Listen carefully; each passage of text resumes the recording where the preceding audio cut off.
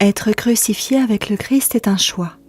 Lorsque le Christ vit dans le cœur d'une personne, cette vie devient la propriété du Christ, et le caractère de cette personne est transformé à l'image du Christ.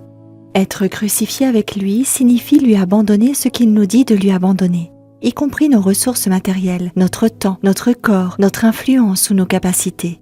Jésus ôte alors l'égoïsme de notre cœur en y plaçant des principes divins, tels que l'amour, la bonté et la générosité. La volonté de Dieu est que nous exercions ces principes pour les fortifier.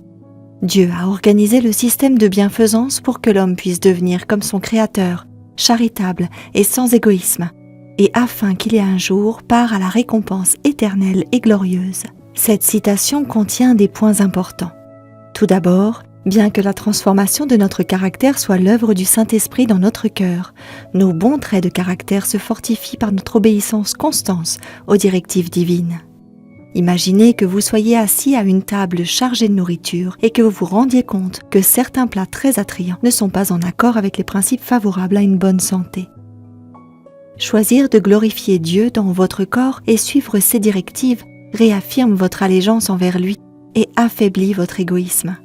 La question est de savoir qui triomphera dans votre cœur, Dieu ou votre égoïsme. Cette citation nous révèle aussi une deuxième vérité importante. Le système de la bienfaisance, qui inclut d'aider les pauvres et d'apporter à Dieu nos dîmes et nos offrandes, a été conçu par Dieu lui-même et non par les dirigeants d'Église.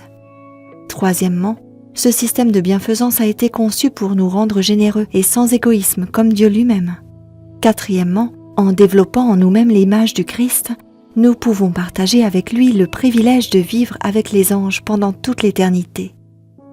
Inversement, l'égoïsme se fortifie dans notre cœur si nous recevons les bénédictions de Dieu, mais choisissons de ne pas aider ceux qui sont moins favorisés que nous et de ne pas lui apporter nos dîmes et nos offrandes.